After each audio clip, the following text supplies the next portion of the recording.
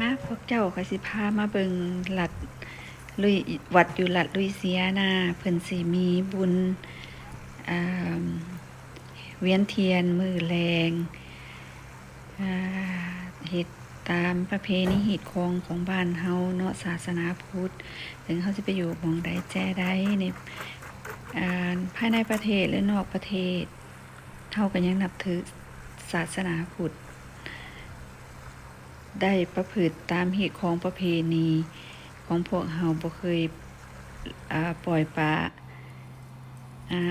สิพาไปเบิ่งเด้อพี่น้องเด้อ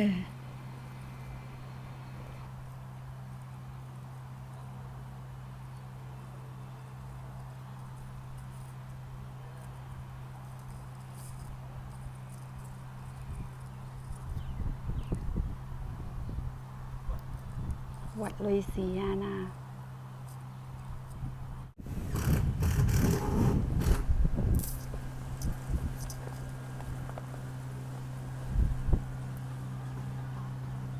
แรงพันสี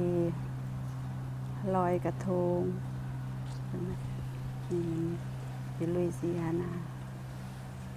แรงแห่งสีงาม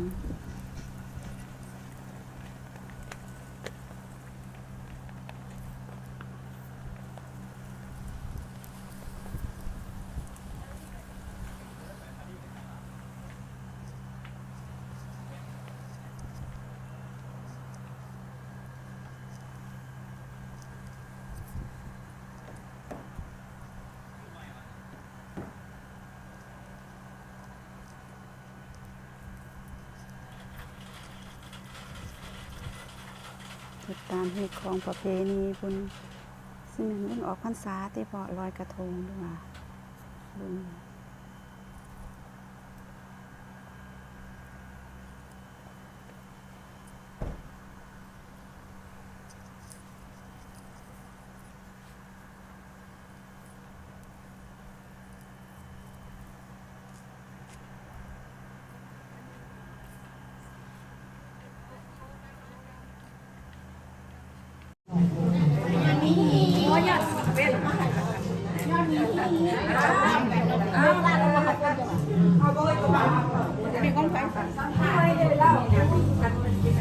แนมมาเด้อพายอยากลง YouTube เด้อ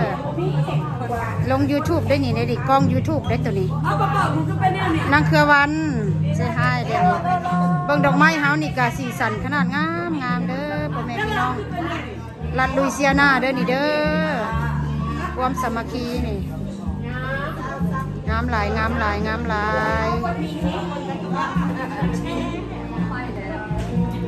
ไล่แล้ววะนี่วิดีโอเพิ่นลง YouTube โอเควิดีโอ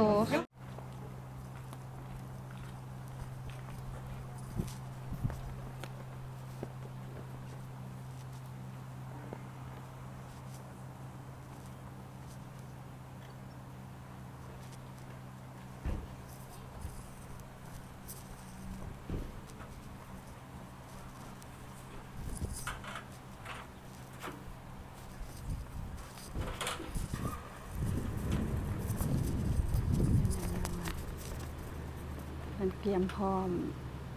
เกียมมาสีเวียนเทียนแรง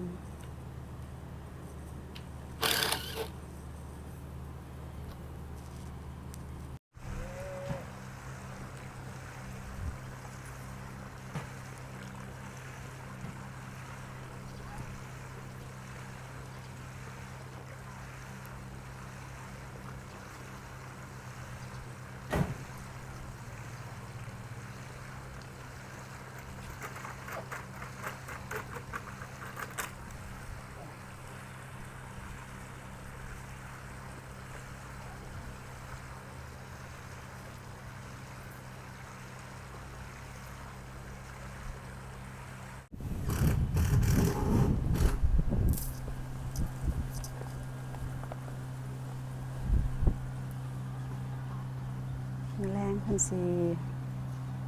ลอยกระทงนี่อยู่ลุยเซียนาแรงแห่งสีงาม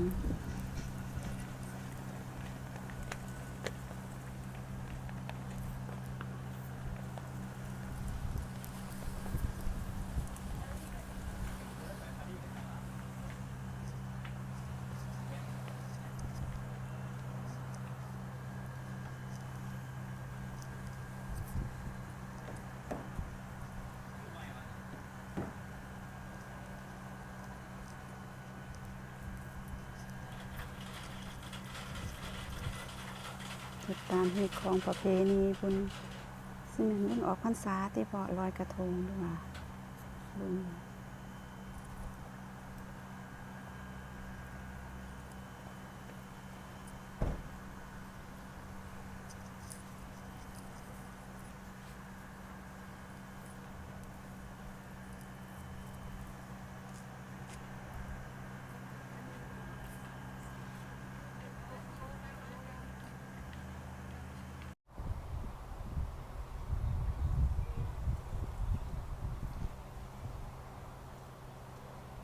อันนี้แม่นหอพระมีพระประจำวันทั้ง7 วันเพิ่นเอามาคือใส่ภาษาลาวว่าจังไดเนาะ ปฏิสถานคิดว่าถ้าว่าผิดก็ขอโทษขออภัยเด้อปฏิสถานไว้อยู่หม้องนี้ทั้ง7 พระองค์ทั้ง7 วันเลยตั้งแต่วันจันทร์ถึงฮอดวันอาทิตย์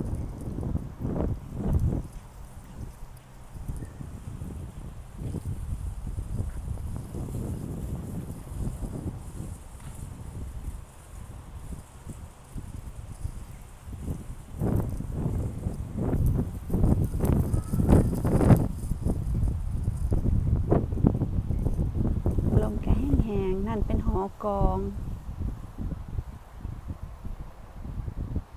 ถ้าแม่นจำบ่ผิด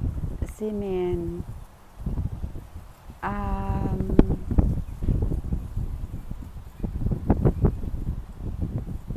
นามสกุลปุภาพันธ์เพิ่นเป็นเจ้าภาพของหอกองและก็มีผู้ร่วมโมทนานำกะหลาย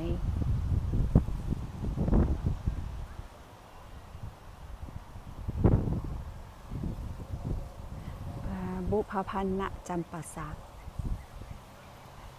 เพิ่นเป็นผู้เพิ่นเป็นเจ้าภาพที่สร้างหอกองคิดว่าเบิ่งก็ได้สิซูมเขาให้เบิ่ง